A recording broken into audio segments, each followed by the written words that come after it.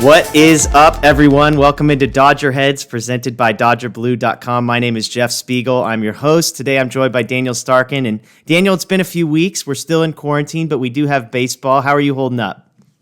I'm actually doing really well. I'm excited. This is the first show I've done since they've officially announced that baseball's back. So I'm excited to actually be talking about the Dodgers and baseball and not just, the negotiations that are going on between the two sides that were not pretty. So I'm in a good mood now, ready for sports to come back, but also at the same time, staying safe and hope you and your family are as well. Good. Yes. Yeah, we're staying safe up here. And yeah, it's nice. I think it's the first show I'm not going to use the phrase Players Association, or hopefully Rob Manfred's name will not get mentioned after we start the show. So both of those are good things as far as I'm concerned. And the good news is we got plenty to talk about tonight. And so let's kind of just dive right in. I think the headline this week is that teams are starting to getting ready to report. And so each team is releasing the first list of guys who they're expecting to rejoin the team.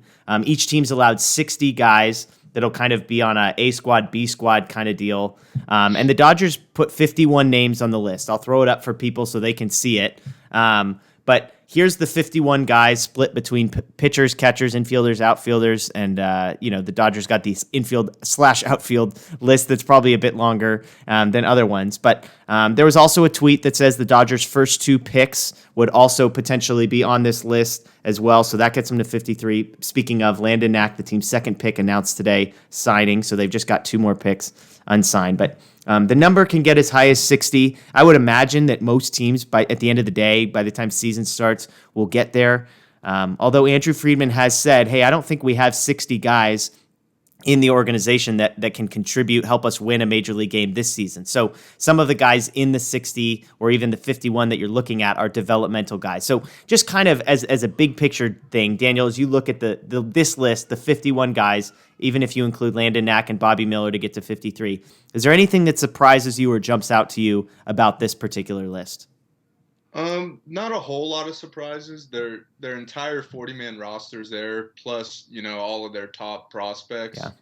Yeah. We'll see a few more guys added to this list. You tweeted earlier that I agreed the two omissions that kind of surprised me were Terrence Gore, who's you might remember him from spring training. He's super fast, can't really hit, doesn't have a big arm, but he's really fast. So with this new extra inning runner on second base rule, he might be of use to the Dodgers. And then also Tyler White, who they brought on last year, he had a decent year with the Astros in 2018. He's now a non-roster invitee. But those guys, they could get added, as can some the draft picks from this year, as you mentioned, as well as their top draft picks from last year, Michael Bush and Cody Hose. They're not on this list, but I wouldn't be surprised if they're added. But yeah, as you mentioned with like what Friedman said, we're not going to see all 60 of these guys at the big league level this year. During a normal 162-game season, Dodgers typically play like 52 or 53 guys, so this is going to be a lot shorter, only 60 games. They won't need all 60 guys, but with no minor leagues this year, I think it could only be a benefit for the young prospects to get some sort of instruction in whatever they're doing at Dodger Stadium and at the other locations that they're going to be hosting these. So as opposed to no baseball for those guys this year, it's good for them to at least get out there and work on their craft a little bit. Yeah. And you mentioned the two first-round picks from last year, Hosey and Bush. I think those are good guys to point out, because if you're going to invest capital like that, guys that many believe are top 10 prospects in the organization, you would imagine that they would be here, which it's a bit odd why they maybe didn't make the first cut. And I try not to look too much into it, but it is interesting. I think one name that's fascinating on here is the catcher, Diego Cartaya. I mean, this is a guy who's like 18 years old, which is crazy. And, they're obviously deep at catcher, but it'll be fun for him. But you mentioned it. White and Gore, I think, are the two surprises for me. When it got announced that they were going to try this extra innings thing, starting with a guy on second base, most baseball fans started tweeting like, oh, man, of course the Dodgers somehow end up with Terrence Gore almost on accident on their roster. And so surely, like, here's a guy that you can put on second base that, any ball that gets out of the infield for a hit is a guaranteed run. And yet he's not on here. So again, there's still room, but that was fascinating to me. I did think to myself, the Dodgers do have a lot of speed. Gore is probably one of the 3 to 5 fastest guys in the league, but maybe the Dodgers are like, hey, we don't want to waste a roster spot on a guy who's simply there for speed when we have a guy like Chris Taylor, or we've got some of these other guys that have speed that maybe won't be in the everyday lineup.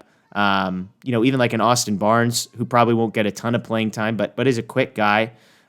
So I wondered if that was part of the equation. One other guy is one of their draft picks who hasn't signed, Clayton Beeter. When I talked to Justin Lorber, he actually, and most people agree, think he's the best guy the Dodgers drafted this year. So he hasn't signed yet, so maybe that's part of it. But he's another name. But I mean, I'll admit it's 51 names. It's so many names to look at that it's almost overwhelming to try and like make sense of it all. Because a lot of these guys, if I'm being perfectly honest, I don't know who they are. I'm just looking at this list. Gerardo Carrillo. I couldn't tell you a single thing about Gerardo Carrillo. He's not on the 40-man roster, so maybe I could tell you one thing. But it is fascinating. Some other prospects. Josiah Gray's a fun name to look. Again, not a guy you maybe expect to see action, although, you never know. He has the pedigree. He just hasn't climbed up the minor league ranks maybe to the degree that you'd expect. Overall, to me, I think like it's just a reminder. The Dodgers are loaded. There's 30 plus guys that could contribute at the major league level right now. I think at least an average level, probably more, which there's not many teams in the league that could say that. And so that kind of leads us into the second conversation that you and I were going to have tonight is how does this group get pared down? So typically this year they were going to expand rosters from 25 men to 26 men because of COVID-19 and everything that's happened. The way it's going to work is once the season breaks, which will be July 23rd, 24th, somewhere in there, each team will start with a roster of 30 players. Then it will, after 14 days, it will go down to 28. After 14 more days, it will go down to 26, where it will sit for the remainder of the year. There's also a 3-man taxi squad that can travel with the team. So if they need to sub somebody in or out in the midst of a series or a road trip or something, they can. So as we were looking at this list and saying, okay, so 51, maybe 53 if you count these draft picks, who are the 30 guys that we think break camp with the Dodgers? So 30 guys will train at Dodger Stadium, 30 will go to USC, presumably to sort of be the B squad. And so I'll just list off the guys that are locks. We don't even need to spend time debating, and I'll kind of go alphabetically by position. But pitchers, we've got Baez, Buehler, Jansen, Kelly, Kershaw, Price, Stripling, Treinen, Urias, and Wood for the pitchers. So we've got 10 pitchers right off the bat. Hitting-wise, I think we've got Smith and Barnes behind the plate, Kike, Muncy, Lux, Seager, Turner in the infield, Bellinger, Betts, Jock, Pollock, and Taylor in the outfield. So that's 22 guys of the 30 that I think are a lock, whether we're at 26, 28, or 30, those 22, if healthy, are all there. Is there anybody that I mentioned that you've got issue with or debate with, or is that kind of a lock list for you? If all those guys are healthy, they're all on the roster, no questions asked.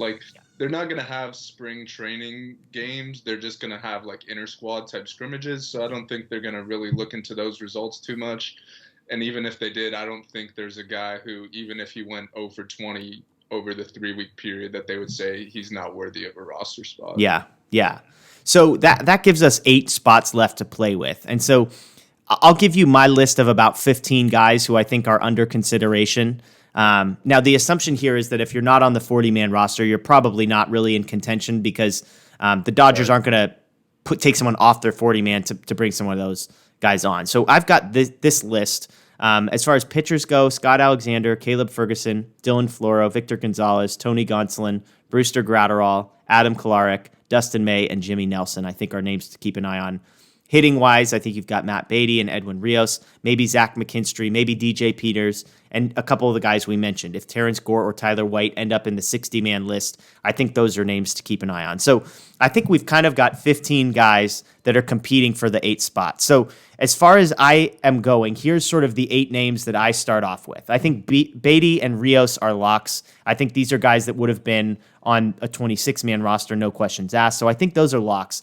That leaves us with 6 spots. And as far as I understand, while they were going to have a limit on how many pitchers you could carry, my understanding is that rule has been done away with, that you can actually carry as many pitchers as you would like. I could be wrong, but anything I found suggested that. So I almost think that the next 6 spots are all going to be pitchers. I think Terrence Gore, someone like that, might be the exception. But with the DH, less double switches, that kind of thing. So the 6 pitchers that I'll go with are Adam Kolarek, Dustin May, Tony Gonsolin, Scott Alexander, maybe Dylan Floro, and then I'll take Brewster Gratterall with my final spot. So why don't you, I've got your list. I'll throw your list up here as well. So we've got a couple names that we disagree with. Here's your name. You've got Beatty and Rios. You've got Ferguson instead of Kolarek. You've got May. You've got Gonsolin. You've got Alexander. You've got Nelson instead of Floro. And then we both have Gratterall in there. So talk to me a little bit about those 8 names, any of the names, as well as maybe where you and I disagree.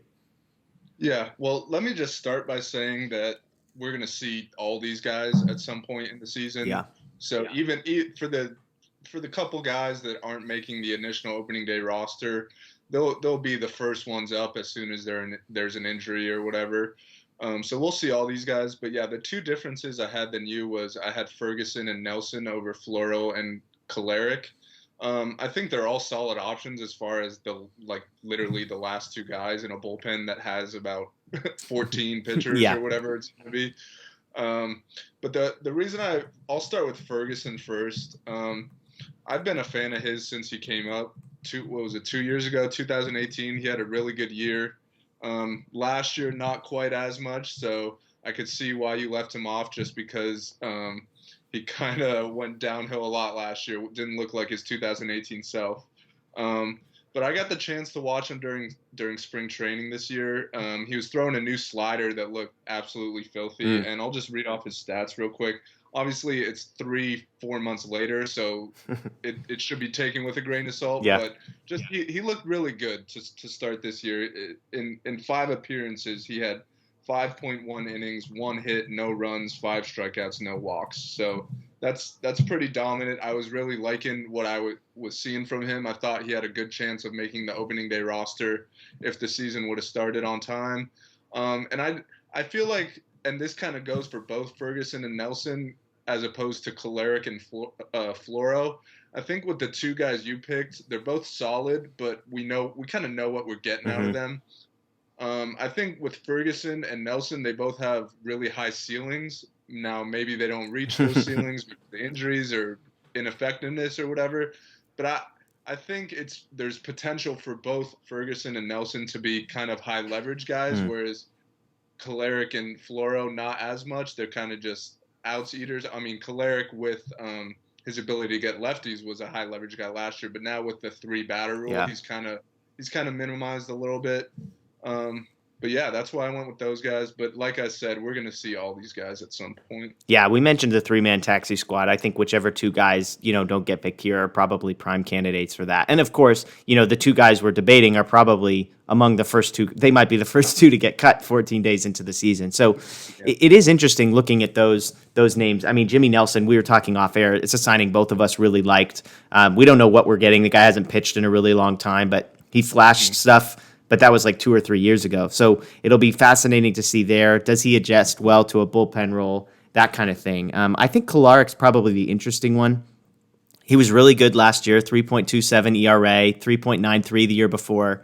Although some of the peripherals on him last year weren't great, 4.27 FIP. So whether he was getting lucky, but you kind of mentioned, I think, which is the key for him is, can he get right-handed batters out? There's a new rule this year, which is staying in place, which is if you come in, you have to pitch to 3 batters, I believe. And so for Kolarek, last year against lefties, dominant. They hit 178 against him. Against righties, they hit 100 points higher at 282. So, that's a problem, and those are facing the same number of batters, basically, 113 lefties, 116 righties. So 17 of his 20 earned runs came against right-handed hitters.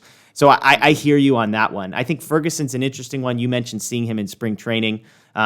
2018, 3.49 ERA, 3.79 FIP. I mean, 29 appearances, 26 of those in relief. He did have 2 saves. He was 7-2. He was really, really good. Sort of promising. 21 years old at that time. Exactly. Really young. He's a guy that people forget how young. I mean, he doesn't look like a 21-year-old, but yeah, he's about to turn 24 on this week. He turns 24. So, but in 2019. He had 46 appearances, 2 of them starts, and it just wasn't great. 4.84 ERA, 5.05 FIP. He was actually a below replacement level pitcher, according to WAR on Fangraphs. So it's tough to sell. What are you going to get? Again, he was 23. He's about to turn 24. You say he looked good in the spring. I'm with you. I think Ferguson is a guy I like, and if he's where he's at in the spring, I think it makes sense because I'm with you. When he was in 2018 form, he was among the 3 to 4 relievers that you actually trusted out of the pen, which is another thing. And I'll say this for Dylan Floro. He's another guy that I just feel like kind of floats under the radar. But in 2018, 2.25 ERA when he came over to the Dodgers halfway through the season. Last year it was a 4.24 ERA, but the peripherals liked him. 3.56 FIP, 0.6 WAR. Ferguson was a guy negative -0.2 WAR last year. So kind of steady, kind of stable. He's not flashy, but he's kind of like, if he's the worst reliever that you've got in your bullpen, you've got a really good bullpen. So there's a lot to digest there, but it is all interesting. I think Gratterall, what's your take on Gratterall? What do you expect from him? This is a guy that hits 100 miles an hour. He's thrown in the major leagues before, and yet he kind of feels like an afterthought. If he makes this group, is he a contributor? Is he, hey, throw him in there at the back end of a blowout kind of thing? What do you make of what they might expect out of him this year? Yeah. I'm not gonna sit here and pretend like I know everything about Brusdar Gratterall, because I hadn't even heard of him until the Dodgers were in discussions for trading for him. But he was another guy who was impressive in his couple spring outings. He throws 101 mile an hour bowling balls. It's hard not to like the guy. He's only 21 years old though, so he's kind of the biggest question mark of this bunch, I'd say. Like, he could end up being the closer or the setup man, or he could end up, not even on the roster, not pitching at all. So we're just going to have to wait and see. But we know the raw stuff is there with him. And if any coaching staff or set of pitching coaches could figure out the tweaks he needs to be a great big league pitcher, then it's the guys that the Dodgers got. Yeah. And again, he made 10 appearances last year for the Twins as a 21-year-old, 3.42 FIP, striking out more than a batter an inning. Very limited sample size, but for a team where the bullpen has been a weakness, he feels like a guy that come opening day might not be one of your 5 or 6 best options, but it also feels like developing him and getting to the point where in game 58 and game 59 and game 60, he's somebody that you can trust to get out of a jam in the 7th inning or to bridge the gap. It just feels like the upside is there, which is, I think, why both of us probably included him in our final 8. Yeah, and I just kind of want to see what he's got. Yeah, yeah, and you feel like, the Dodgers are really good, and we'll get to the 60-game season here in a moment, but there's still going to be games when the Dodgers are up 7-2 going into the 8th inning. And it feels like this is the type of guy that you throw into that. Get him some reps, get him out there in live action, and see how he responds. Or hopefully it's not the opposite way around, but they could be easily down 8-1 or something like that. So all of this to say, the one thing that it's worth noting here as we talk about predicting this roster, one thing that's impossible to predict that we haven't even sort of mentioned and probably is worth is whether or not all of these guys are interested in playing baseball. Dave Roberts and Andrew Friedman came out this week and both said, hey, we support a guy. If a guy doesn't want to play, doesn't feel comfortable, we support him. But as far as the Dodgers go, nobody has. We've got a story up on DodgerBlue.com where Joe Kelly mentions he considered not going, but he basically said he feels a responsibility to his teammates as what's making him play, which, personally, I laughed. It's like, that doesn't feel like a great reason to throw away serious medical concerns, but to each their own. I'm not here to judge anybody because I don't think anybody would fault him if he did opt out. There have already been a few guys around the league, Mike Leake, Ryan Zimmerman, Joe Ross, all on Monday, who have opted out. But again, so far, no Dodgers. So it's another unique storyline to kind of manage and to watch this year, especially over the next couple of weeks. But one thing I'm curious, Daniel, how do you think a guy would be received? If someone, Joe Kelly's maybe the wrong example because people might be looking for a reason not to like that guy if you're a Dodger fan, just because of how rough his entrance into the city has been. But how do you think a Dodger would be received if they decided not to play? I'd hope they're received well. These players are all in really difficult spots right now. Obviously, they all want to play, but we see as the coronavirus cases continue to rise every day, it's not exactly the safest thing in the world to be traveling, especially if either you're at high risk or your family's at high risk, you got small children. So I would hope that they would be received well and the fans would respect their decision. Yeah.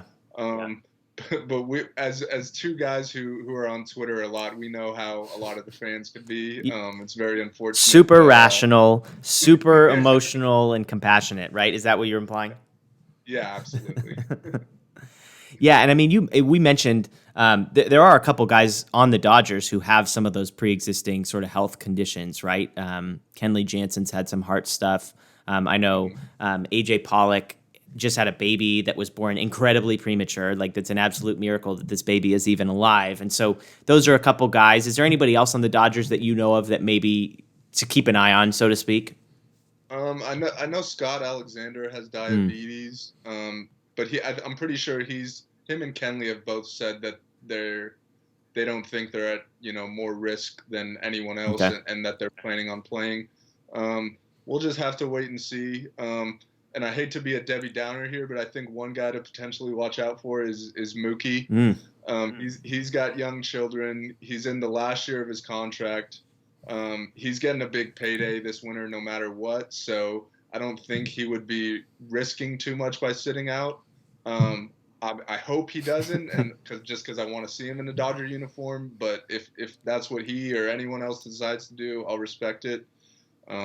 Yeah, I think the deadline is in the next few days, so we'll see this stuff come trickling out pretty soon. Man, Mookie Betts, that would be fascinating, because how does Dodgers, the sea of Dodger fans, how do they respond to Mookie Betts if he opts out and they never get to see him play? Are they clamoring for him to be re-signed, or do people say basically, deuces, man, like, you bailed on us? You would hope that people would be able to see, hey, this is a rational thing. Like it's almost honestly a surprise to me that more guys are not opting out when you hear some of the stories, and just the unknown. I mean, the thing that people aren't talking about is we have no idea what impact this has on a human body 6 months, 9 months, 20 years from now. Literally none. So symptomatic, non-symptomatic, whatever, there is just so much unknown, and I think there's a level where on a show like this, we just have to say, look, we're not here to talk about the morality of baseball and the morality of playing or not playing. We're just here to talk about what's happening. We're not here to make decisions for other people.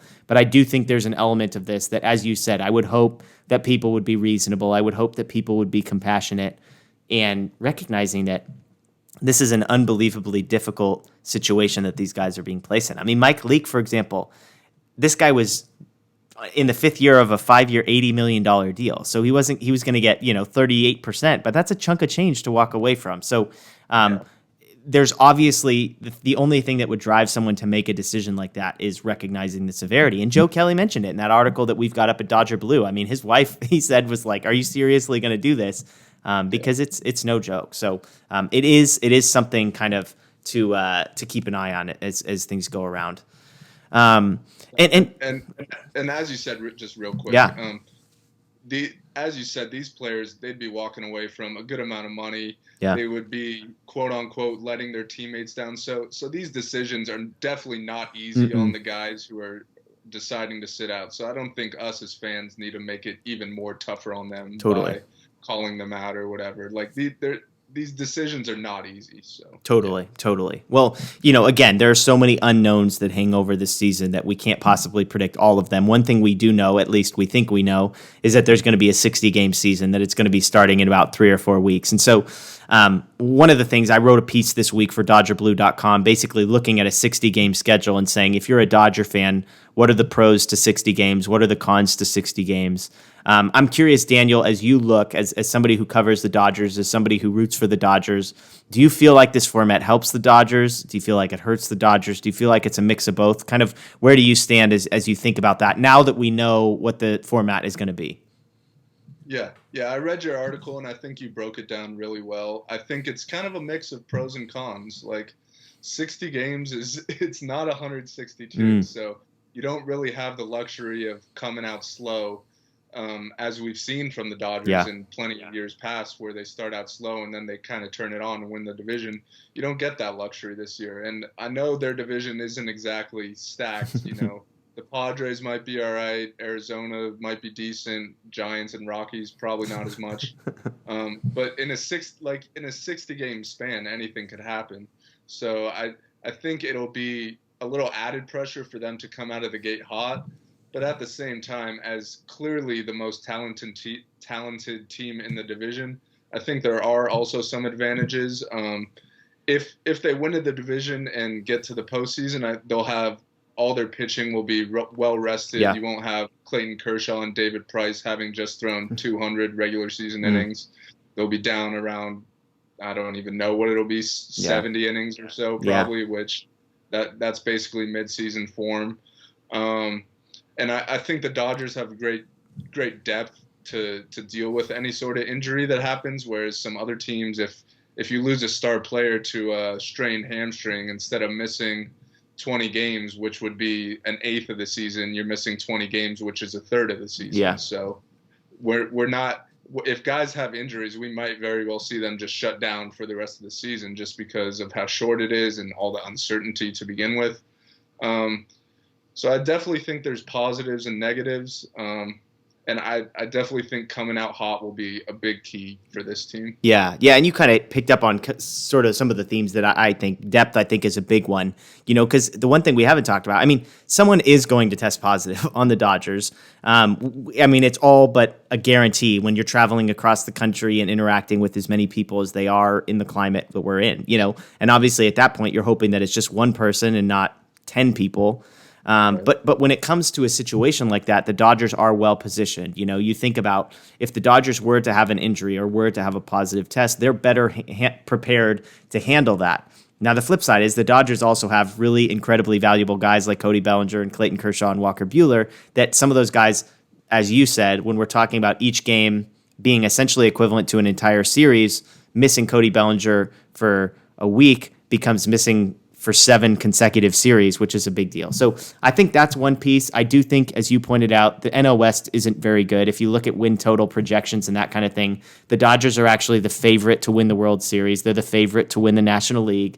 Their win total is 4 to 5 games above everybody else in the division. I think a couple of those teams you mentioned, the Giants being one of them, are like one of the worst projected teams in the league. So that's good. But the flip side, and this is what I keep coming back to, the first 60 games of a season has not been kind to the Dodgers. I got pushed back for a tweet that I sent basically saying the Dodgers, if the season had ended at the 60-game mark in the last 4 years, would only have won the division one time. Now, a lot of people pushed back and said, well, it's only this first 60 games. If they knew it, blah, blah, blah, they would try harder, essentially, which I'm curious, like, what do you think? I mean, do you really think there's a difference in which the Dodgers can just care more for the first 60 games than they have in years past, or Dave Roberts will manage radically differently for the first 60 games? I mean, what's your take on that? Because I'm not in total agreement, but I also don't think I'm in total disagreement either. Yeah, I'm kind of on the same page right there. I think there could be a more sense of urgency, particularly with the way Dave Roberts manages. Maybe he has a quicker hook with pitchers. Maybe if one guy's hot, that isn't traditionally a starter, maybe he's getting him in the lineup every day, whereas opposed to over 162 game seasons, you don't really see him make drastic changes like that. Yeah. So I definitely think it'll be a little different, but at the same time, these are Major League Baseball players. Like, every time a guy steps in the box, I don't care if it's April 1st, June 1st, or October 1st, like, he's trying to get a hit. Yeah. And anytime a pitcher's on the mound, he's trying to get the guy out. So I don't think it'll be a huge difference, but I think they can play with a little bit more sense of urgency. And also, we've seen with this team that they're so hungry for a World Series. Like, they've gotten so close so many times and came up short. So I definitely think they know they need that sense of urgency, and we're going to see them play with it for sure, just because they know what's at stake here. Yeah, and I think the priority that they've placed on clubhouse culture and that kind of thing will be crucial, and just something that it's going to reap benefits for them kind of as we go throughout the season. And so it'll be fascinating to watch, because I'm with you. It's not like these guys get into the batter's box and they're like, you know what, it's like day 6, and so who cares about my batting average and my home run total? It's like, of course these guys care. And if we're talking about 60 games in the middle of the season, that'd be a different thing. But the first month of the season, I've got to imagine you're pretty fired up as a Major League Baseball player. So maybe you're not at full peak form, but again, these guys aren't going to be at full peak form right now either. They've been taking 3 months off, and they're going to come back for a month. So I think the whole thing is kind of it'll be interesting to watch. And, I was listening to a podcast with Ryan Russillo, and he kind of went through all the worst teams in baseball last year and just called out, and he said, hey, this team won, like the Giants won, 60 games or 70 games, however they won. But he's like, hey, they had a 60-game stretch last year where they were 4 games above 500. So the worst teams in the league can put together a 60-game stretch, and part of me worries. I mean, if the Dodgers lose the first 3 games of the season, can you imagine the pressure that they would be feeling? Can you imagine just the narrative and the focus? And I mean, hopefully that doesn't happen. Hopefully they win like 6 of their first 7, and the other teams are all 2-5, and it just gets comfortable from the get-go. But I mean, there's a lot of variables in play that we just can't predict here. Yeah, and also there's going to be so many division games that's true. Which on its own I think is a big advantage just because the teams aren't that good. Yeah. But I also think it's an advantage because let's say you're a few games behind a team and you need to catch them in the last few weeks of the season. Chances are you're going to be playing them a few times. It would stink if you're a few games back and you don't get to play them. But with 40 division games or whatever, there's going to be plenty of games against each other, and hopefully, as they've done in the last 7 years or whatever, the Dodgers will just eat up on the NL West. Yeah. Well, absolutely. And last thing before we kind of wrap this show up, I'm curious. This week, July 1st, is when teams are reporting, July 1st. So are there any storylines that you're looking for this week over the next few days just as guys start to show up? Yeah. The one thing I thought of, and it's kind of similar to what we were just talking about, but I'm just kind of curious to see how they handle the pitching staff in this summer camp, 3-week spring training, whatever you want to call it. We know some of the guys have been throwing on their own and maybe throwing bullpens or whatever, but we're not exactly sure what type of shape their arms are going to be in. But with only 3 weeks, these guys got to get ready, and with only a 60-game regular season, it's not like you could just treat the first 3 weeks of the season as if it's still spring training, like still getting guys into shape. So I know Dave Roberts and Andrew Friedman both said probably first time through the rotation starters will only throw 3-4 innings just to keep getting them built up. But like we were just talking about with the sense of urgency, you can't really afford to be throwing games in the first couple of weeks of the season because your pitchers aren't built up. So we'll see how they handle it, because obviously you don't want to rush these pitchers because that could lead to injuries. And if a guy has an elbow injury, he's done for the year at this point. So you got to be careful, but at the same time, you got to get these guys ready to compete in a regular season game environment. Yeah, and I think the other thing I would add is just, I mean, this is where we're going to get our first word of positive tests and that kind of thing. And how is that handled, and how does the team respond? And just something to watch. I'm fascinated. I'll add in the rookies as well. We're talking about these guys that just got drafted. They're going to be thrown into the fire here playing with major leaguers. I'd love to hear, how does Landon Knack look? I mean, it's a fifth-year senior, so it's a guy that, there's not to say, Bobby Miller, these guys are first-round picks, upperclassmen, guys that, it isn't crazy to think that they could contribute to some degree or become the 40th guy on a 53-man roster, that kind of thing. And then Gratterall is the other guy that I think is just fascinating. I think the storyline there will be so intriguing to watch, is how do they use this guy? Because I think you're right. By the end of the season, he could be nowhere near the 26-man roster, or he could be the eighth-inning setup man passing the ball to Kenley Jansen. Or potentially, I mean, I don't think it's crazy. No Dodger fan here would say, is there a world in which Kenley Jansen's not the closer at the end of this season? And if you had to pick another name on the list to say, who do you trust there?